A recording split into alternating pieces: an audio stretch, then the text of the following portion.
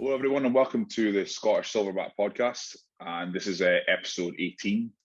And we thought this week we'd just kind of go our own, do our own thing this week. So Greg put up a wee Q&A questions thingy on Instagram and got quite a good response. So we're just gonna work through that today.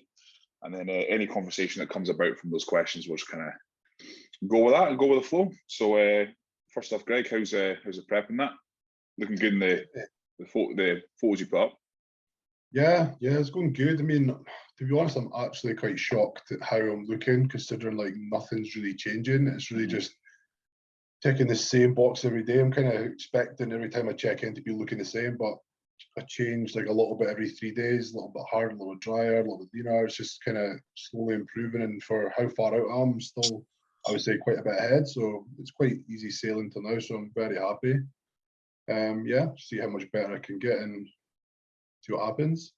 What about yourself? You want to tell everybody about your little niggle or your niggle? Injury? On Tuesday, I tore a tendon in my hip doing leg press, and mate, I see the way it felt, the way it kind of popped. I was like, don't look down because it's going to be black. It's going to be like that's what I thought it was a quad tear. Yeah. And honestly, mate, that's the most pain I've ever been in. But luckily I couldn't stand. I couldn't put weight through it. Nothing. Chris had to help me upstairs and that. So, but it feels all right now. I've had physio on it, and he's freed it up a wee bit and whatnot. I've got legs on Tuesday, so just have to wait and see what I can do. He said I can train on it, but I won't be to 100% for another 6 weeks. He says so. I think it's just kind of a bit of a wake. What was that? Is it sore now, or is it like just like you're very aware?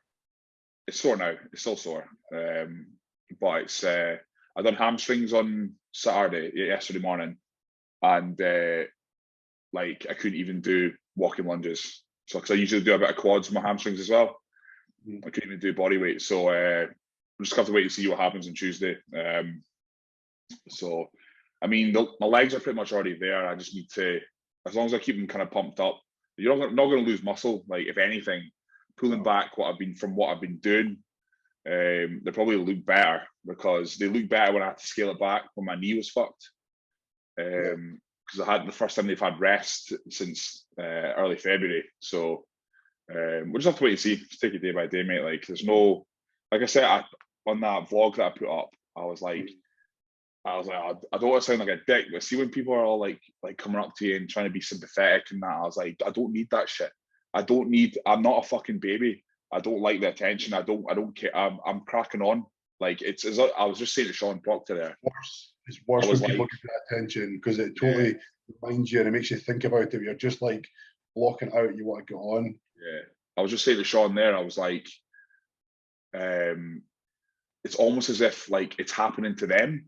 The way they're talking to me, I'm like, fucking calm down, like you know what I mean? It's my hip, no yours. Like, if I'm just willing to crack on, your drama, and you're like, fuck off.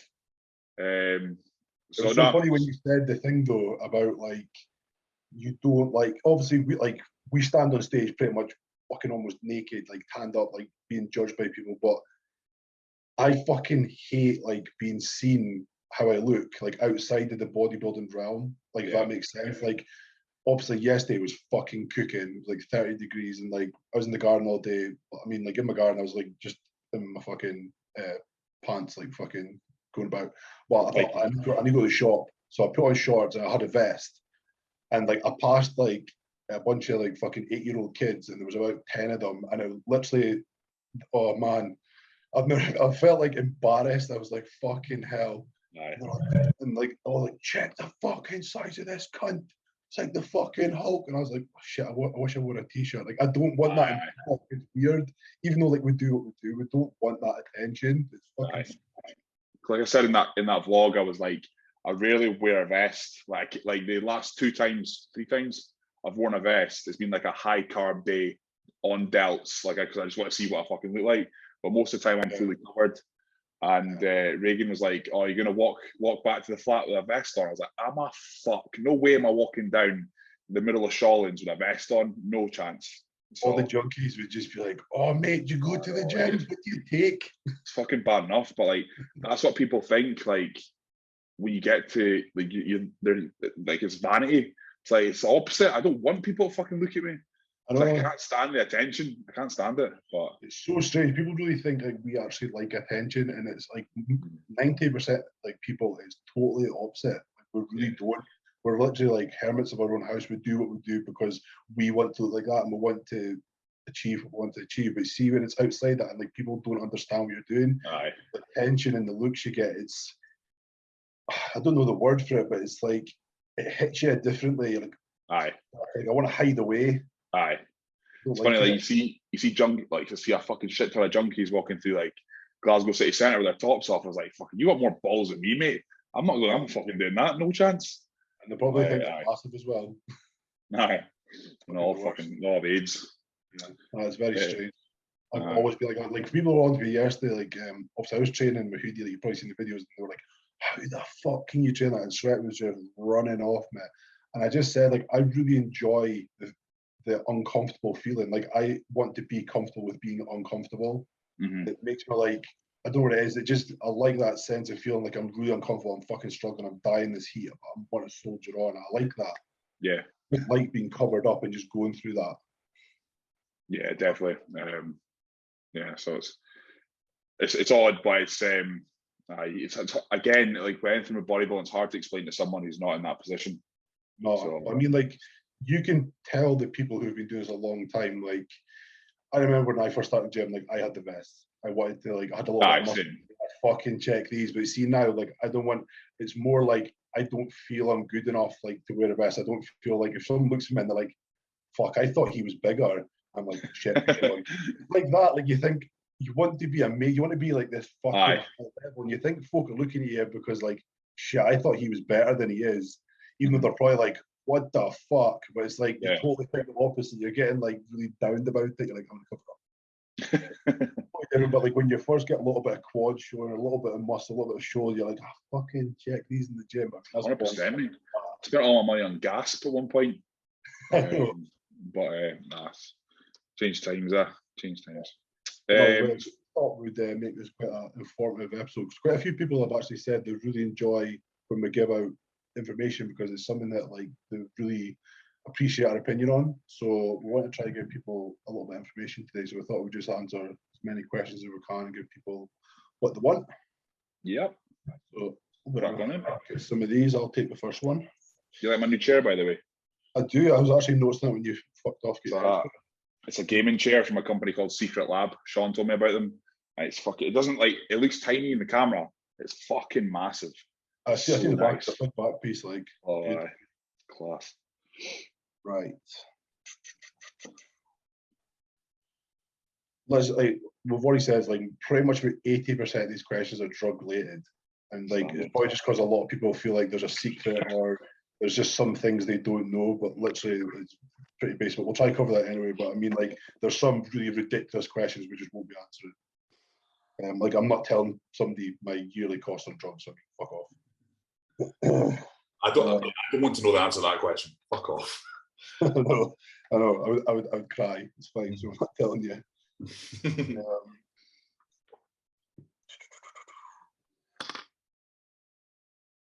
I think we've covered this one, but have you had any adverse effects from taking steroids? We've covered this. I mean, I've had gyno surgery. You've had acne, and we've both probably suffered some hair loss. Definitely. Yeah. So. Yeah. Growing up, I never had problems with my skin ever. I had a crystal clear skin all through puberty, and then I've taken gear since I was 20. So it wasn't until November this past year that I started like breaking out bad, and it was fucking really painful. And these weren't just spots; these were like boils is a bit too strong a word, but they were like cysts. That's what it was, cystic acne. Yeah. And the only thing I've used Line-Cicaline before, and as soon as I came off it, they'd come back literally about a day after. And the only thing that's I want to say quote unquote cured it because I've not finished the course yet, but it's Accutane. So I've been on Accutane since I got back from Dubai, which is mid-February. I plan on running that all the way to the end of this prep. I feel fine on it. I don't feel any size from it. My lips are really dry all the time. My nostrils get really dry. And my body gets flaky if I don't keep on top of moisturising. But other than that, it's totally fine. And it's done the job. Like this is the best my skin, this is the best my skin's looked since I was about like 16, like no joke. Like so but that's the worst thing I've had side effect wise. I tell people that there is other obviously forms of treatment for spots, but Accutane is probably the strongest and what we'd say the harshest. It's pretty much like obviously spots are caused by like a chemical reaction in your body, but it's like the oil. Yeah. And skin cells on top, skin called reaction. But Accutane like obviously dries you out in that sense. It takes like the oil away, which is obviously keeping your lips moist and all that kind of stuff. So it's really taking away everything like under the skin to not cause spots. Yeah, so it's quite harsh in a sense. It shrinks the gland that causes the oil production. So it's the only thing that some dermatologists consider a cure to acne. But like the last resort, but it's a strong one. It's a last resort, yeah. But like I'm on 20 milligram a day. That's nothing because there's like I've watched like all these like skin vloggers and stuff, and like there's girls who are like 60 kilo on like 80 to 100 milligram a day. So 20 milligram to my body's not doing anything. It's not doing anything adverse apart from dry lips and dry nose. So, but I'm getting because my acne wasn't horrendous. Well, it was for a brief period, but it wasn't like some of this shit you see on Instagram. It's healed quite quickly. I got rid of it quite quickly. So I'm just gonna keep running that until October, and then come off, and then just see what happens to my skin after that point. Yeah. The worst one I've obviously had would have been my gyno, but I mean, like, I remember when I first had it, I was actually so clueless about what I was doing. I remember I used to take what was the name of that company? What was the extreme nutrition? Was it T-Bullets? Mm-hmm. That was like one of the first things. They were like, it was literally like Pro, but these things were fucking strong. Yeah. And I remember I took that, and like, it was just in the first week I was got like sensitive nipples, but like you're just so clueless. I was so clueless about what I was doing. I didn't even think anything of it. And I remember one day at work, I was doing my paperwork and I leant forward and like I hit my chest on the bench and I hit my nipple, and I thought, oh yeah, fucker, that was sore. I was like, what is that? And I was rubbing it. It was getting worse and worse. I was like, the hell. And I remember like rubbing it. I was like, there's a fucking lump there. Mm. And I was like, what the hell is this? I remember from the doctor, I was like, I've got a lump. I need to get this checked out. This next thing, I was like, shit, I've got cancer, man. I was like, I honestly thought that. I was like, fuck. I had to run the doctor and they checked out, and then I got referred to a clinic and they told me, and I was like, oh, right, okay. So I came off that and I went away, and I thought I stayed off like that for a couple of years. And then obviously when I started potty when I was like 25, I started to get a little bit of it. It was nothing like I was too concerned about, but obviously as you go on, your courses get a bit up in the dosage, you take a little bit more, and then you find like the things that are actually causing it, which was maybe it could have been tren, could have been DECA, it could have been something that really affected that side of me. And I remember it went from like 0 to 100, and it was like a proper lump. I mean, you see before when it was a proper lump, and I was like, I need to get this thing fucking fixed. That's not going away now. So I went and got surgery, and hands down, the best thing I've ever done. Zero sensitivity now. You can't even see the scars. Like, they're literally right around the areola nipple. Completely amazing job. Again, if anybody wants to know where I went, send me a DM on my Instagram. I'll let you know. Really good price, really good surgeons, and they were spot on. That was, again, the best thing I've ever done. Yeah. If you've got gyno, I mean, I know guys who like keep trying to mask it with Clomid and Nova. Once you get lean, it's just there. Just get it removed. Just get it removed. Yeah. Stop wasting your time with these cancer If drugs. you want to keep going on stage, just get the fucking removed. Even if you're thinking like 1-2 more shows, like honestly, it's going to be there for the rest of your life. Yeah. It's so worth it. Yeah. Do you want to pick a question? Yeah, I got none. I've got like 2. My ones though. Go with your ones. You just speed them out.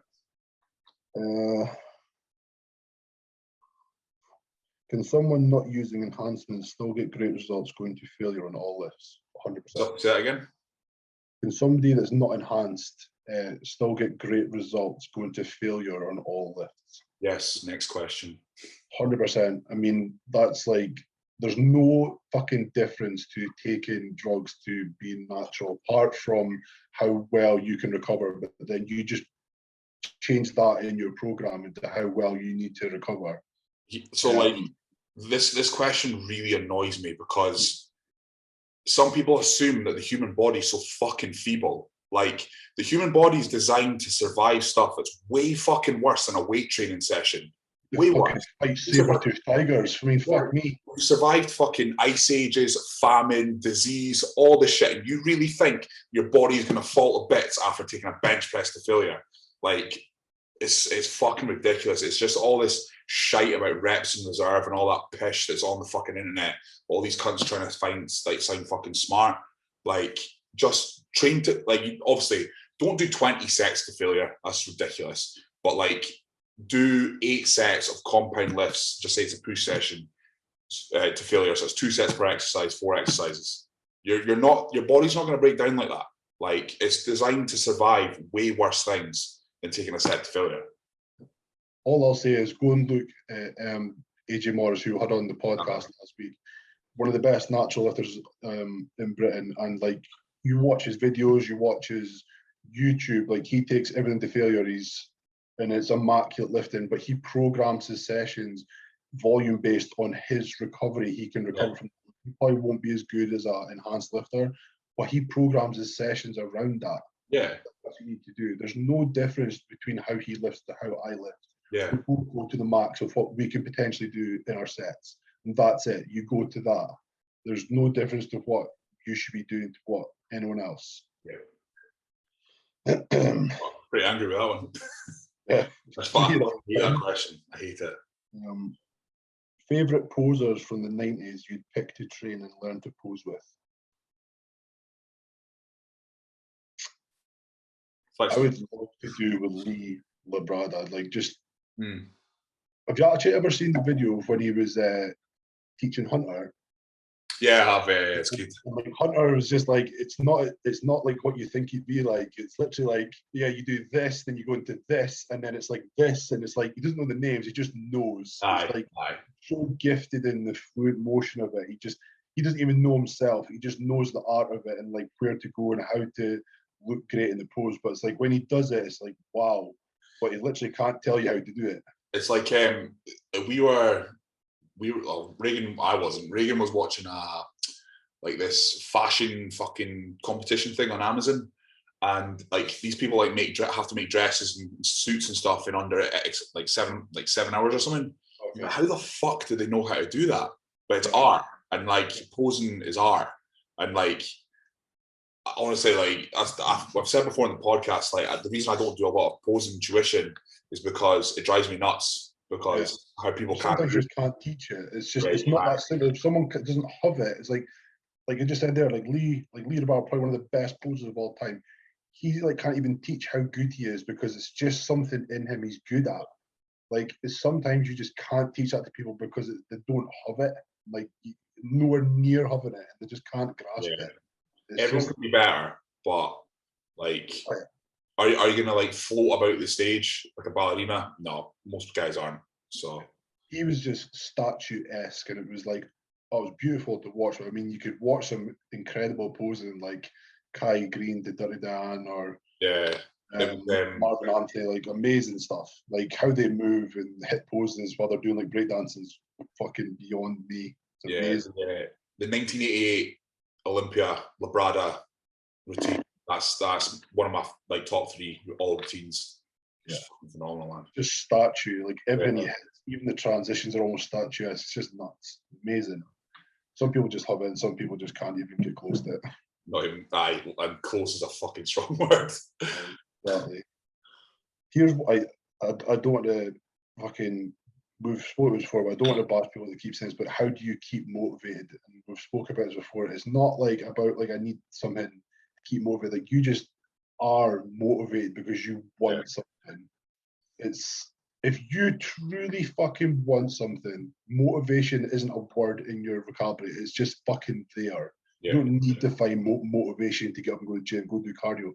I don't even have an alarm anymore because I fucking wake up because I'm excited to go do cardio, get my food in, just nail my fucking day because it's going to be closer to what I want to achieve. Yeah. Like, even like getting up to do posing now and do my check-in, like I want to see how I fucking look. Yeah. I wake up in the middle of the night like, am I ready to get up yet? It's like, it's just honestly, it is. It's like you don't need motivation if it's something you want to do. Yeah. No, I completely agree. Like, you obviously got intrinsic and external, internal and external motivation. You can have $1 million worth of external motivation, fucking coaches of all kinds, like no matter what. If you're not self-motivated, nothing external will make you do the job that you need to do. Nothing. Like, there is no motivation on this planet that could make me fucking play football. Nothing. Even money. Like, if someone said, I'll give you fucking £1 million if you commit 5 years to your life playing football, like, nah, I'll make £1 million in 5 years. Well, maybe not, but you know what I'm saying? Like, that's just not a motivator at all. I know, like, the money thing there, like, I wouldn't enjoy it. It's like, I really want to enjoy something I'm doing, or I want to be passionate about what I'm doing. And it just has to be there in you. It has to be like a fire inside you, like you want to. It's not something you just think you want, or like you've seen it and it looks good fun and you want to achieve that. And it has to be there.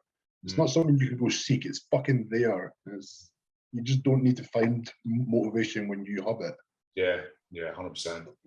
Don't, like, this prep's been okay. Apart from the hip on Tuesday, there's not been points like low points. I've not had this. This has been the easiest prep ever, for numerous reasons. But the preps that were insanely fucking hard, and I had to go. I was in like horrible places for a lot of it.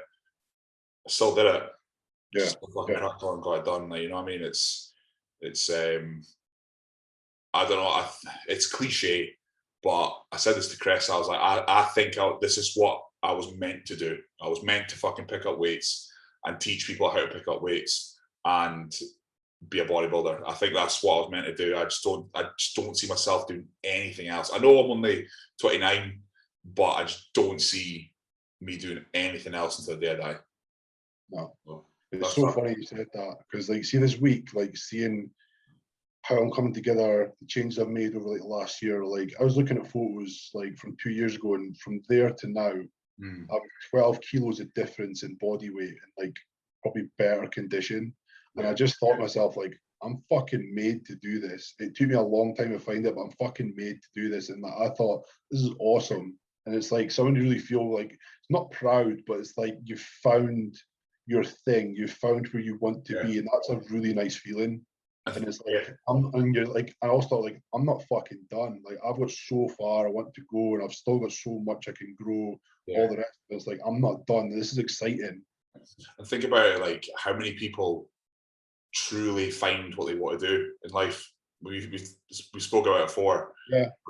It must be a high percentage of the population that do something just to pay bills until the day they die. It's I mean, I spoke about it. I keep saying that. I spoke about this before, but like, I didn't watch my mum and dad struggle growing up, but I saw them doing jobs and things that they didn't want to do purely just to pay bills. And I always swore I'd never be like that. And I'm now lucky enough to be in a position where I don't have to be like that. So it's It's funny because I was just watching the latest Bonnie Blocks podcast, and they were speaking about Conor McGregor. They were speaking about his fight. They were speaking about the fight. Then they were also saying like how he's changed from the hungry guy coming up to where he is now. Like, he could walk in a ring for 5 minutes, get his ass beat, and he got 20 million. And it's like, what motivation do you need in the morning to get out of your bed to go be the best again? Like, fuck all the money. Like, I think he made 200 million last year. Like, fuck me.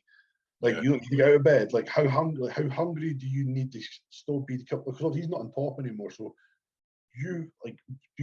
would you be that hungry if you've got 200 million in the bank? Would you be that hungry to still be the best in the world, or are you just like, fuck, I'm staying in with silk sheets?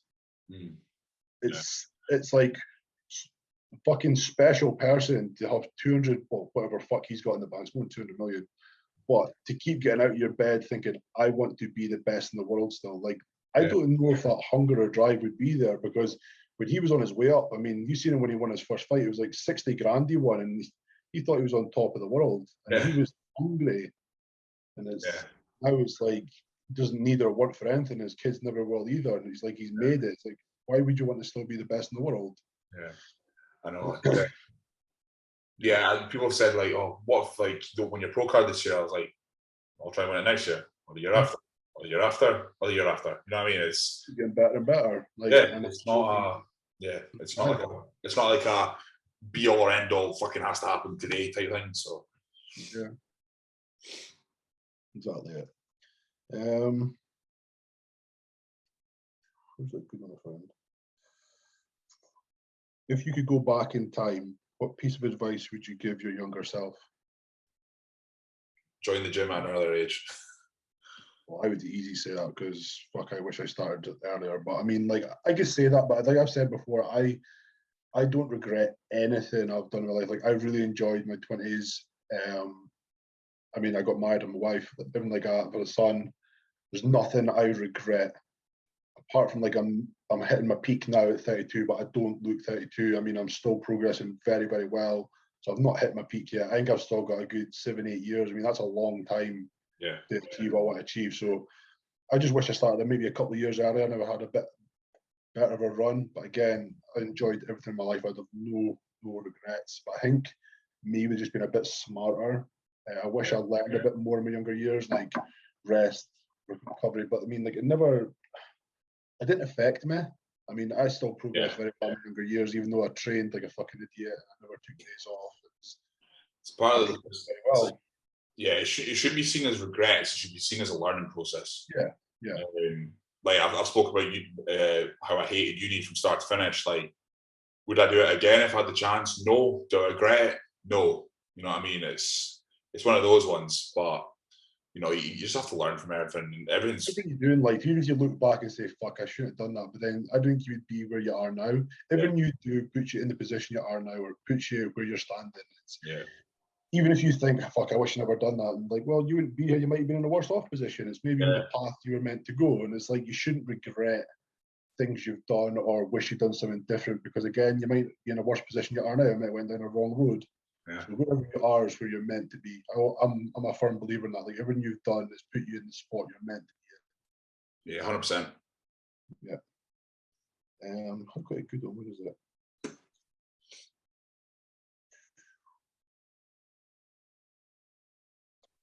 Appetite, digestion, and bulking tips. This from Stu Mack, innit? Yeah. Stu, stop eating cheat meals at the weekend. That'll help.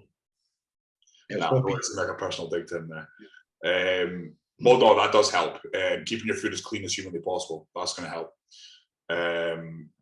They're like wee bit of cardio first thing in the morning. You obviously have appetite increasing drugs, but I don't put any clients on that shit. I'm like, we either lower the food or you do a bit of cardio, one of the two, or you train harder. And eventually there will come a time where you're not going to have an appetite. You're just not. Like, that's just a thing. Like, you are not going to have an appetite. Just like when you're dieting, you're never going to be full at one point. It's the same thing. So if you want the most out of like your off season, then like where you need to be is like brimmed, but as in like you need to be hitting a red line constantly going. I mean, you can't be going down there, down. You need to be constantly here, but there's ways of like fluctuating that, like you said. So like, just your activity in the day will move food around better, or starting your day right with like 20 minutes walk is really going to aid like your digestion, your metabolism, just really wanting to make that first meal. Because sometimes like just you don't want food, you don't want to eat. Like in off season, you wish you actually had a day of not eating at all. That'd be amazing. But you know, it's not good. But yeah, just foods that work for you. Like, there's, as much as you maybe like a piece of food, it might not digest well you, so you have to bin it. And like I think that's something that a lot of people don't do. Yeah, like, maybe they maybe love eating pasta. Maybe pasta just bloats the fuck out of them. But it's like it's such an easy source to like eat in. They don't like that much rice, but then rice digests amazingly for them. It's just this is a sacrifice you need to make if you actually want to make progress. It's like foods you don't enjoy, but you need to eat it. I love oats. I can't eat oats, so you know what I mean. It's one of those things. And like you said, the pasta one's a good one. I mind after my first British, where I was like, you know, it was like we were talking about this the other day. Where like you're writing out your off-season plan and you're getting all fucking scientific with it. I was like, fucking every meal pasta. I was like, that's gonna be fucking amazing. And then volume of pasta out here, and I was like shitting myself while doing exercises and that. Volume of pasta you need to eat to make up carbs is huge. No. Fucking mental. So when people say, "Can I get pasta as an option?" I'm like, if you want, but you're not going to pasta on it. No, you'll last a week max. You'll be fucked. Be bloated at your tits. Yeah, I think just that and like actually having some supplements to aid you, like just your digestive enzymes, starting your day off right with setting your stomach acids and all that kind of stuff. It does help. As much as you probably think that's just a stupid drink, but like apple cider vinegar, half a lemon, salt, glutamine, all that kind of stuff, it really does set up your stomach to kind of start digesting foods that well in the morning. This is something I think a lot of people miss out. So if you're in like a peak off season, like trying to give your stomach the best possible way of breaking down foods is quite essential. Just something you need 100%. But bulking, just need to fucking push it. As much as you don't like eating, you just need to get the food down and just try put your body in the best state possible. And there's sometimes when you're completely maxed out and feeling like shit, yes, back it off for a week. Maybe take like 1,000 calories off a day. Get your appetite a little bit back on track and then go again. But don't like try go up and down too much. You need to keep pushing.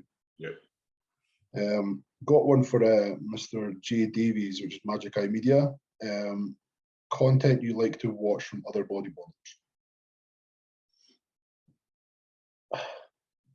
I fucking love watching day in the lives and like some of their eating stuff. I don't know why we love watching eating. I know. Everybody does it. It doesn't matter who you are. You love watching like what people make and eat. It's fucking strange. Even though it's the same crap you eat. I've watched Luke Sandow's old videos all this week. His run up to the Arnold's, his Olympia prep, and the Tampa when he faced Dexter. I watched them all this week. And I just love watching his old stuff. He was so good, like just talking and some of the content he put out. I like the hotel room stuff. Like the leaves up the night before the show, and I like all that kind of thing. And Chris is round doing like his chest. Yeah, it's just a lot of stuff. Everybody just loves watching the same stuff. But I mean, I love watching certain people's training videos because I mean, like when you watch James Hall's Deadlift, amazing. Watch like Luke's old videos, like the fucking man balls to the wall. Some of the British bodybuilders just fucking hit different. All that kind of stuff. But I mean, I love watching like day in the life or the day of eating. Everybody does. It's an easy watch while you're eating. I think I watched Juan Morel's. Oh, fuck, that's the best. 40,000 times. Oh, mate. Like it's my very first prep. That's all I watched. I know. Calorie cheat day.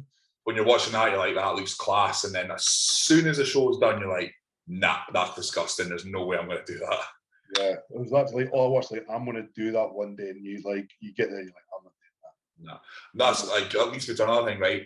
One thing, not this prep, I haven't had any cravings. Simply because my off-season was so clean. So I think I've literally turned off the signals in my brain. But every prep I've ever done, I've always wanted a haggis supper. Always on prep. And the moment I can have one, I'm like, nah, I'm not fucking touching that. No chance. That is absolute fucking dead fucking every animal stuffed in my stomach. Like, I'm not eating that. But it's so strange. 1 year, like all I wanted was bran flakes. I wanted bran flakes the entire. I could have made it work as well. I could easily just swap my oats out for bran flakes. But I fucking went through boxes of that shit post show. Fucking hell! The chocolate river. I don't have any cravings. I mean, like there's certain times I was like, I wouldn't mind one of that. I mean, like today I went out for a walk and I passed Domino's. And I was like, oh, it smells good. But I was like, I'm not like going to fucking lose my shit. I was like, oh, just I walked away. Or like we're down at the amusements today with a little man. Like all the burger places like that were open. I could smell the burgers because fucking good. I was like, I'm not dying craving. It's like I'm just getting on with it. This is the first time I've like been like that, which is quite good. But I might change my mind like 4 weeks. But my client Neve, she just finished her diet and she got these like cookie pie slices. And I was like, fuck, they look class. But at the same time, it's like in 2019, I'd have looked at those photos all day long. Yeah, and like went on their Instagram, saved their Instagram, everybody. I was like, oh, it looks good. And then I was like, I'm not getting it. So you know what I mean? So what's the point in fantasizing about it? So the biggest thing for me is like always like looking at stuff like post show, like where your eye, like, oh, where's the closest like good place I want to go eat? Like I'm not even being thought of that yet. Not even thought about where the nearest Five Guys is or the nearest whatever. Mm-hmm. Just that's so strange to me. But it's like I think we've really reached that point of our competing where it's like that's not a massive focus. Like I'm actually cool with just like finishing a show and not having a plan now. I like to go walk and like, oh, that looks quite good. I'll have some food there because everything is going to be there for fuck knows years. Like it's no rush to get to that place. You can go there tomorrow and go to the other place the next day. It's no fucking rush. I will say this though. Do you remember PhD Pizza in Aberdeen? Whereabouts was that? It was down at it was those units that are behind George at the beach. Oh, yeah. But it was in there, right? The pizza's like the size of the table. You could get the, what's it called again? 30-inch fucking monster. They had their own separate car for it and everything. And it was not called like the Gate Crasher. That's it. It was a Gate Crasher. And so that's PhD Pizza. And I was like, that was my first prep in 2012. And I was like, can't wait to go get a fucking PhD Pizza. And they closed down. I was like, fuck. I was fucking so sad. So like, yeah, it does apply 99.9% of the time, but sometimes your favorite places do close down when you're on a fucking diet. True. There's actually a cookie place in Aberdeen. If anybody wants to go, I think it's a Cookie Cult, and they do cookies exactly the same as my cookie dealer. Like these pounds, I got films, and I'm like, I was like, they're probably going to be shit, but like, she bought them. We were at like a fair like a few weeks ago, and they had a stall there. I was going to go investigate, and I was like, these things look fucking awesome. And I'm pretty sure they're like, what is that in Aberdeen? It's in Cults. It's like a cafe, but like I was speaking to the lady that does it, and like if you order them, you can have like boxes of them for like the next day show, and there's so many different ones, but they look amazing. I'll get it. Regan always watches the podcast, so I'm sure she'll be fucking marking that down. Because every time we come back to Aberdeen, we always go to Thanes and get like a few yums and shit. So honestly, this place looks awesome. Like I can't remember one. She had a red velvet one. It was like bright red, and it was just moist gear. Like this looks awesome. I had to break it open. I was like, this looks so good. That way I can't have them. But yeah, I've not really been thinking about anything like that. Yeah. What was the other one? You'll be the good one here. Healing and working around niggles and injuries physically and mentally. Well, physically, if I'm going to use the example of my hip and my knee,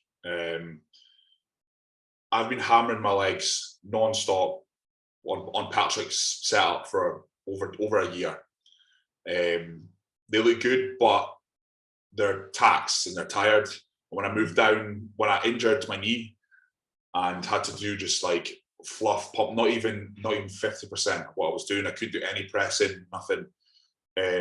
My legs actually looked better because I was getting blood into them. They were allowing them to recover. So they actually look better that way. So there's ways and means around everything. Like it's not all about weight. You can train, you can build muscle and not fucking annihilate yourself with poundages. You can. It's not like high reps this, or is it low reps, or is it high volume? Is this? It's everything. Everything fucking works. And if you're just say you were doing low volume for your legs and you injure your knee, switch the movement up and just try lighter weight. Do Flex magazine fucking workouts, 5 sets of 15 reps with 40% of the weight you were using. Try that and see how it feels. There's a means to everything. You can always work around physically. Mentally, that's the harder part. That's way harder because you think you're regressing when in most cases, if you stay on point and you stay disciplined, you're not regressing at all. It's obviously if you injure yourself and then just patch training full stop, then yeah, you're going to fucking go backwards. But look at every athlete from every sport. They find ways and means of working around things, getting back to full strength, getting back to full health. It's just part of it. And just remember that there's always, if just say, I'm just going to line it up with bodybuilding, competing, there's always going to be more shows. There's going to be shows next year. There's going to be shows the year after that. So if you have quite a bad injury, just know that just recover, take your time. The muscle will come back. The physique will come back if you want it bad enough, and the shows will be there. And if it's something minor, just work around it. You're not going to go backwards. And yeah, that's basically what I mean. For me, actually this year I've learned the most about injuries and how to prevent them. And for me, it was just really spending a little bit more time through stretches of certain exercises and knowing exactly where to warm up, where I'm probably the tightest, but also my mental preparation for sets. Like my gym time, obviously this year I've been quite thankful I'm actually getting to spend more time in workouts. Like some of my leg day can almost just take under 3 hours, which is a long session, but 80% of that time is building up to my sets. It takes so fucking long to get up to that weight and mentally prepare myself to do the set. Yeah. But it's really managed me to hone in on my sets and execute them better and take time a little bit longer in between sets to get myself right, get on again. And I'm not rushing it to put my joints and my muscles under more strain where they're just not ready yet. Yeah. And I've been so, I've not injured myself through this whole prep or time with Jordan just because I've put more time into the training and like giving myself a bit more rest and recovery. And like last year, I tore my ab muscles twice. I ripped my glute. I bust my knee, and it was literally because I was trying to rush and do my sessions in like an hour to an hour and a half, and it just wasn't working with the poundages I was trying to do. So this year, I would say just really give yourself a little more time. And mentally prepare yourself for the set. Like I said, like I've spoken about many times, visualize the set, visualize how you want to execute it, think about your form, technique, everything like that. And then once you're ready, go into the set and do it. And like you'll know where exactly you are. That's the best advice I can give you for preventing injuries anyway. But anything like, I think Andy covered the best bases for mentally and physically. Cool. Yeah, I agree with that. From Mr. Dan Bastic, peaking for shows, what have you guys have previously done? We're both very simple. Yeah, everything. But yeah, 2019 was my best year. And what did I do? I kept it like beyond simple. Like no mad shit, no depletions. Sodium, there's no water. There was literally like a normal water with meals, rice, chicken. It was literally like foods we knew. Like done any manipulation. And before we went on stage, what was it like? A few swigs of Coke and a fucking pack of salt and vinegar crisps, get the fucking sodium in there. That's it. Literally just pump yourself up for a quick second, get the veins going, boom, on stage. Yeah. Like if you're ready, if you look ready, there's no fucking point in sacrificing your condition to give yourself 5% more. And like, yeah, it's people talk about peaking in the last week. You've just done a 16-week peak. You're peaking in those 16 weeks of a prep. You're peaking up to the show. That is the peak of the prep. Like people think it's just that last week. You've already done 16 weeks of peaking. Like I think that it's that mentality. Like just that there's this fucking secret right at the end to make you look fucking amazing. Like sometimes you get an extra 2 to 5% better doing voodoo magic shit towards the end. But why try and get 5 when you can lose 30? Simple maths, you know what I mean? Just be as ready as possible. If you've got a few shows lined up, note what you've done and just change it slightly the next time. That's all you need to do. Like it's and like people think post-show, this always gets me. I'm sure you've had it yourself.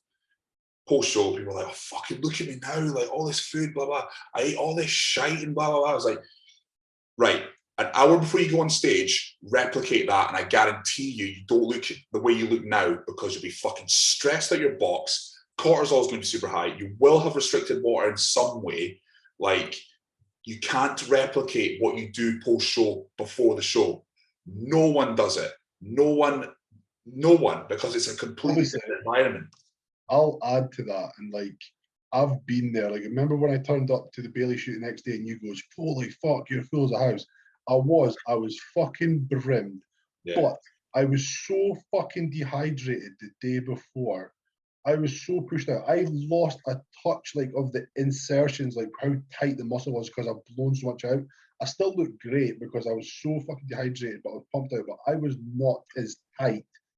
But I mean, it didn't matter in that sense. But I mean, I would not have wanted to go on stage looking like that. I would still preferred how I went on stage the day before because I was tighter, I was crisper. The day after, yeah, I looked huge and I was blowing up. I was like fully still striated, but I still feel I was better than before. So I think people lose sight of like, they maybe thought, oh, fuck, I'm so full. Like when they're tense to arm, you can actually get that like solid tense, which you've probably not done in weeks. And you think, fuck, why did I not go on stage like this? Yeah. I was like, I'll guarantee if you went and looked in the mirror and compared two photos, you would definitely say, nah, I was actually tighter on show day. 100%. 100%. 100%. 100%. And I'm going to use another sport analogy, right?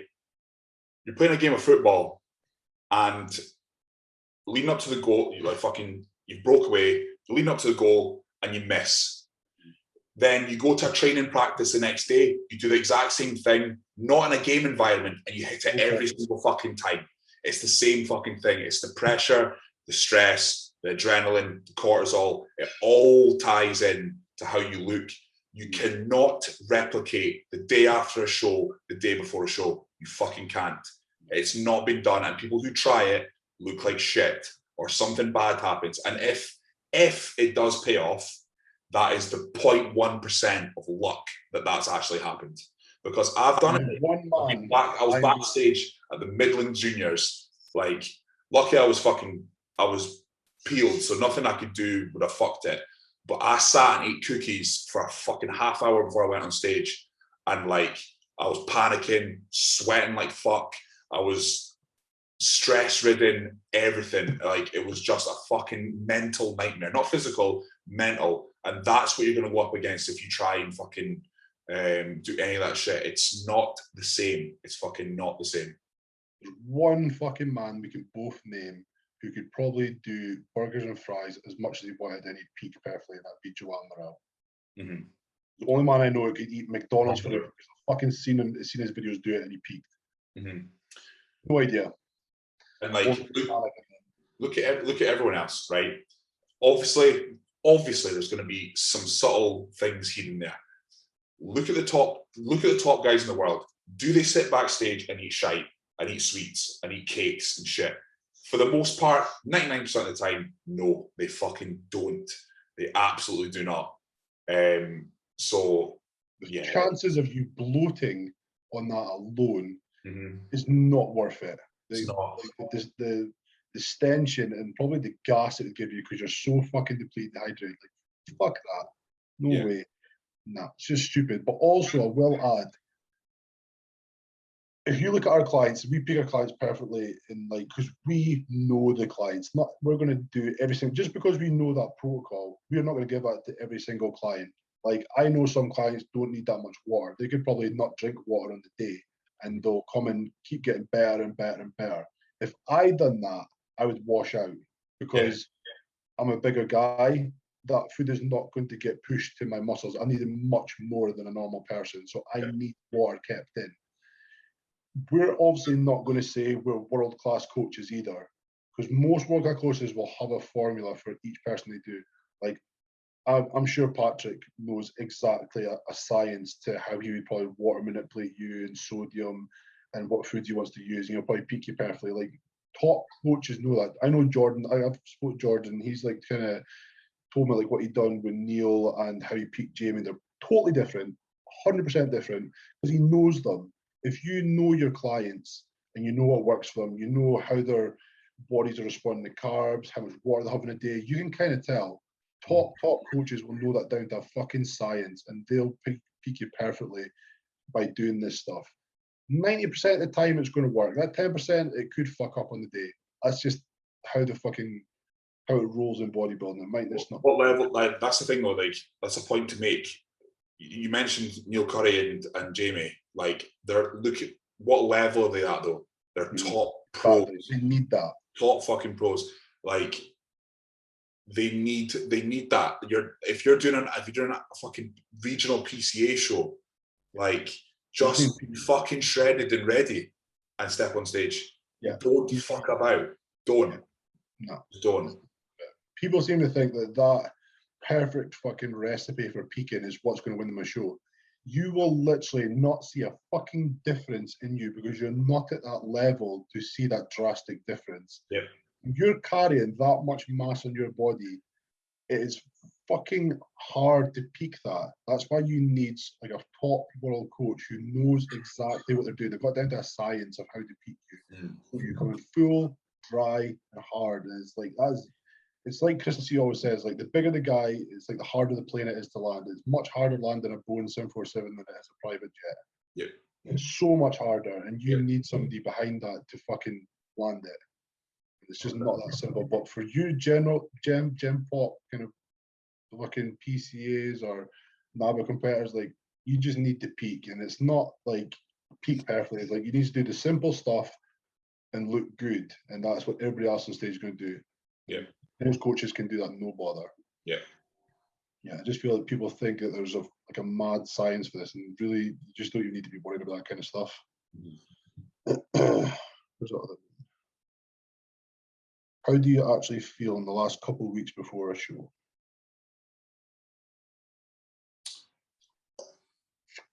My last two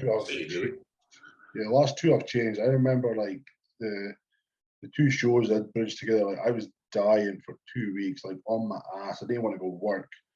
But then last time I didn't feel as bad. I think it just changes every time. Yeah. It depends, like, if your body's responded well through prep or how low your foods had to go. But usually, like, there's no way you're going to walk in the last 2 weeks and not be dragging your feet. Yeah. The body's so fucking depleted. You've got no energy. That's regardless. Like, you'd have to be fucking fat to be feeling fine. Yeah. I don't see any other way.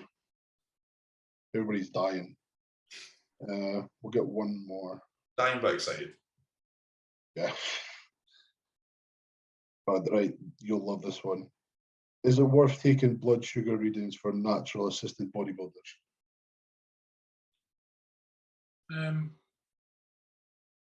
mean, it's not a bad thing. I mean, you could, if you want it to be that fucking intricate, I've had a discussion before, if you want to be that intricate and kind of manipulate how your timings of carbs and how much carbs you take in through the day, then fucking be my guest, man. But, you know. This is what we spoke about last week. It's like, this is where people seem to think they're missing out. Like, they think, like, these little fucking things they really need to know, and that's going to make them massive or fucking this amazing bodybuilder. Like, shut up. You do not need to do these stupid little. Oh, sorry, I'll say that wrong. It's not stupid, because I know a lot of people do it, but like, probably the people that are asking this, the level they're at, you do not need to know this. Like, you do not need to do that. Like, you'll get away with so much stuff as a beginner or even like an intermediate. Like, it's just, you're not there. If you're like trying to push up to 300 pounds and like you're a top end bodybuilder and like you need to know like when's good for you, the day to have your carbs, what carbs supposed to work for you, how well they're digesting, they're processing, all that, or how much you wake up your blood sugar levels, everything. And yeah, that's like, you've reached a point you need to go here, so you need to have that little thing to push you over that level. If you're way down here to get to here, you don't need to know this kind of stuff. No. It's just like a little thing people just, they don't need to worry about. No. It's also, it's super advanced. Like, you're not there. I was obviously, being with Patrick has been like phenomenal. It's been a phenomenal experience with Patrick.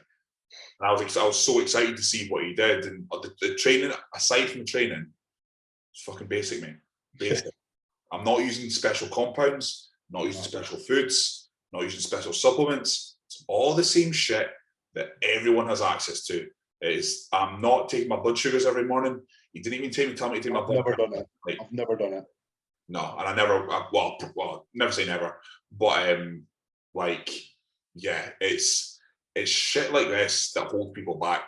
And I was saying to Reagan, and it wasn't been my harder days. I was in the gym and I was just like, right, he's copied so and so from YouTube. That's copied from an Instagrammer. That's copied from so and so. I was like, I just want to go over to these cunts, like, stop doing that. You're not in a position to do all this fancy shit. You don't need to do it. You don't fucking need to do it. Stop wasting your time, because it's going to be 3 years down the line. You're still built like the side of a fucking fiver because you refuse to go over 3,000 calories. You've refused to fucking just move 10. Like, you know what I mean? But then that's what kind of gets me through that. I'm like, fuck it. It's their loss. You know, it's their loss. It is, but it's like you said there, it's like people are really wanting to move away from the things that work. Yeah. Because they believe they can like reinvent the wheel, or they believe this fucking, I don't want to say a knob end, but like this person they're following online who like has never done fuck all, but they've got a massive following. Yeah. And like they've went and put out a video of them doing this fucking stupid exercise they've invented, and they're like, fuck, that must work. I'll do that. And it's like, no, it won't. They're trying to reinvent the wheel, and guess what? It got fucking likes, and you've just absolutely fucking plugged into it and thought that works. Yeah. Go put some fucking weight on the bar, get uncomfortable with a heavy ass lift, and go through it. It's fucking, that's what's going to build tissue. Yep. Deadlifts, fucking get heavy with them, get your form right. Bench, Smith machine pressing, whatever it is, get heavy again, get your form right. Squatting, get under some fucking weight, heavy ass weight, again, form correct. Don't do all this stupid shit you see online people do, because it doesn't work. Yep. You've probably been doing it for a long time, you look exactly the same. 100%. Proof's in the pudding. Look at all the people who have actually got somewhere and go and watch them lift. Yeah. It's fucking, what is it James Hollinshead had? The greats leave tails or something like that. What it is. He said the greats leave, I can't remember what the fuck it is. He said it was a great line. He said it was literally like the leave proof. Trails. The greats leave trails, or trails of proof, whatever it is, and it's true. You look at the people who've made it. Go watch like their pathway to where they've gone. It's like they've done the basics. They've fucking went through it, and they've pushed themselves in the basics. They went to 100% doing them, and they've got to where they are. They've not went and done fucking stupid curls with like a cable or doing something silly. It's like, it doesn't work. Just do the fucking heavy normal shit. Right, we'll do one more. Is it possible to compete in older age divisions with loose skin, or best to get it removed? If you're speaking about masters, that's just the general look. Yeah. Unless you're Dexter Jackson at 50, like, you're not going to have loose skin. That muscle's not going to look great. If we're just talking, just say we're talking about across the masses, like, if it upsets you, if it gets to you, get it removed. If you're not bothered by it, leave it. You know, if you're speaking about like you were fat at one point, you lost a lot of weight, and it's like you've got that look at the skin, then obviously that is something you probably want to get removed. Yeah. But if you're speaking about like you've lifted for a good length of time and now you're reaching like the older age limit, the masters, like, I mean, you know what I mean. You've been to the shows, you've seen the masters looking. They have like the skin folds under their pecs, and like the abs at the bottom are like a bit loose skin. It's like, it's because the muscle's deflated, and it is how it looks. I mean, that's the general look of the masters. It's skin like a handbag. Yeah, pretty much. You've been in the sun too long, and the muscles just not doing it. The general look of like the NABA masters and stuff like that. It's just how it is. Always NABA. I always make the example. It's always fucking NABA. You see these guys just like, oh fuck, he's made out of leather, man. Fuck's sake. Like he's fucking had like hacks in his fucking face, feel like a chisel. It was. I remember just seeing like Graham's skin. I was like, it's like his skin is just like fucking like. You can see like the wrapping paper. It's like so fucking thin. Like, you look at our skin, it looks it's smooth. It's not like a baby smooth, but like it's not bad. But you see the people, and it's like you can actually see like the cracks. Yeah. When you've done 20 years of dieting, like your skin reflects that. So yeah. It's like you've rubbed Tren on your skin and left it fucking there. I don't advise it. No. And so I think that's probably quite a lot of questions we actually answered and gave quite good information, to be honest. Yeah. Okay. You want to just do one drug one? Just one drug one. Not too stupid, not too shite either. There is a very basic one. I can answer it very quickly. A beginner cycling, how to approach it, like just 250 milligrams a test. Disclaimer: we're not doctors. That's very nice of you. Yeah, disclaimer. First cycle, that's all you need. Yeah, literally. Oh, nothing more than that. Okay, here's one that's actually cost not bad.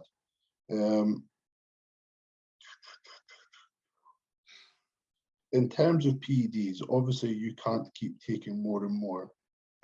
Maybe something a bit more explained on this.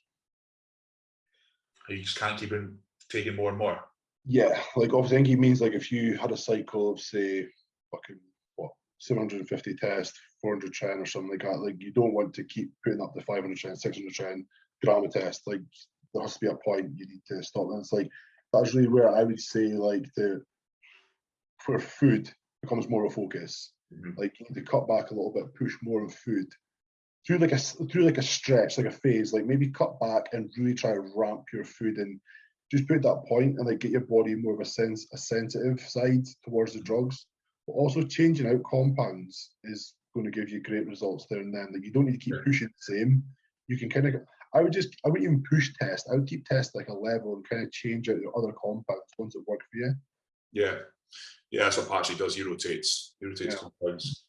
Yeah, that's what Jordan as well. Because I mean, like you're going to become so insensitive to certain things. You'll probably reach the maximum where you want to go in that. And it's like you don't want to keep pushing that. You want to get stimulus to something else. So just change out to another compound. It's going to work great for you.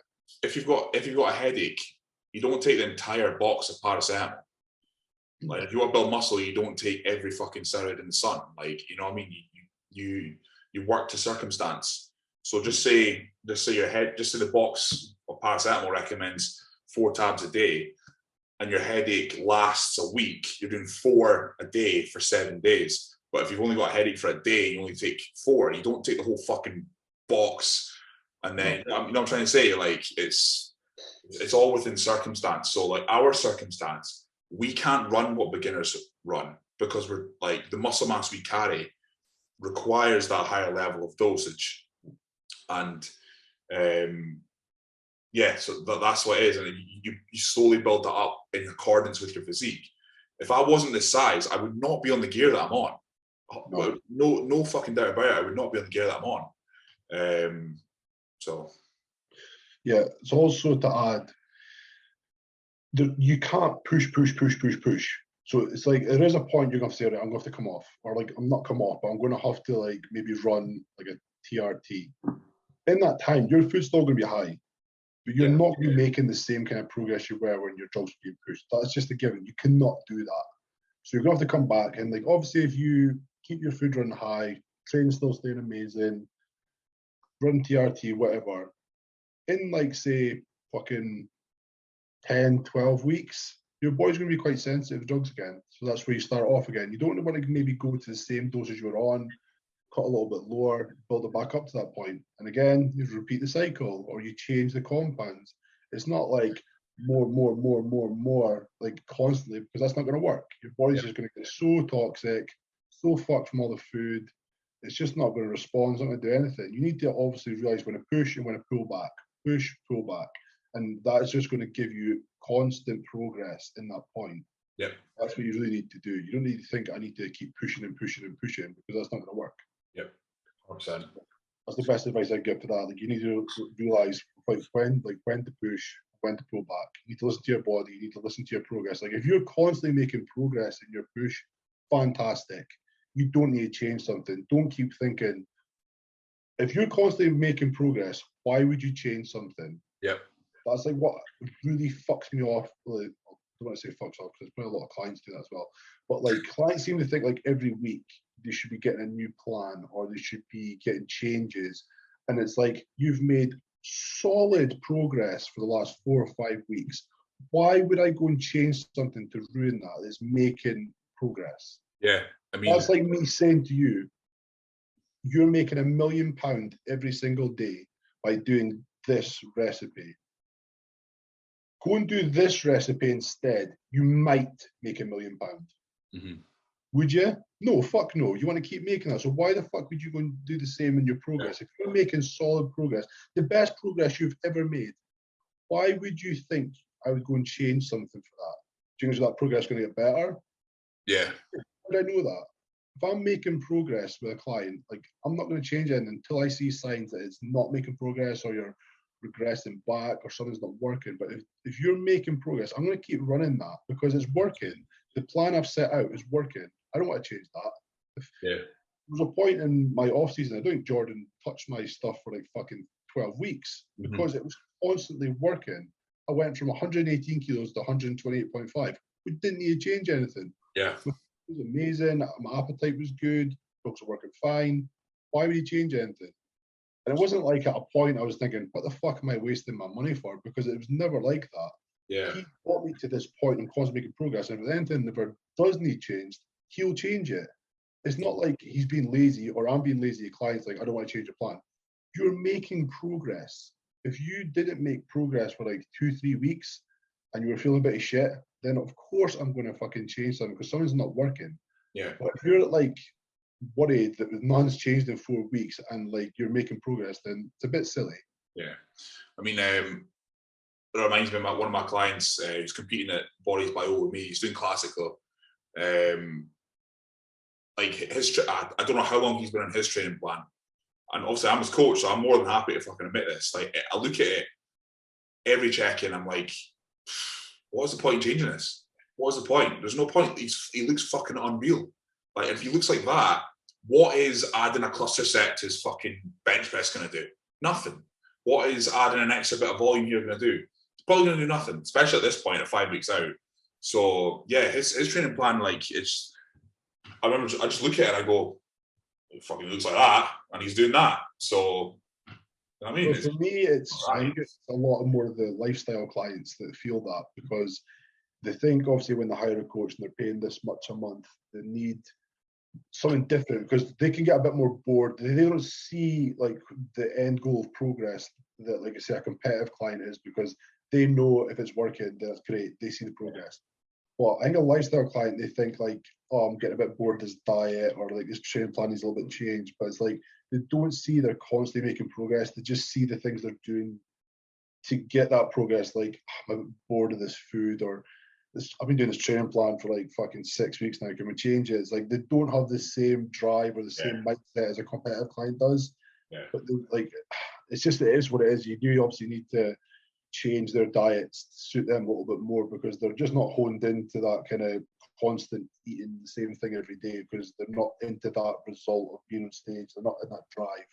Yeah. So yeah, you need to adapt to each client. But I mean, like a lot of clients do need to realize like if you're making progress and the best progress you've ever made, the best you've ever looked, like to keep saying to your coach like, oh, can we change something? It's like, why?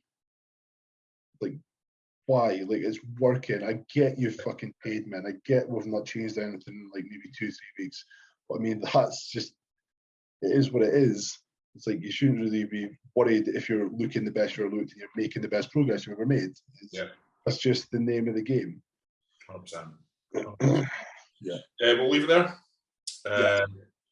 So hopefully you enjoyed that, guys. Like I said, we got a wee bit angry at some points, but just prep talking and just like constant stuff we've heard over the years. I know, just passionate. That's what it is. So yeah, thanks again, guys. Remember to subscribe if you've not already subscribed to the channel, and follow us both on Instagram as well.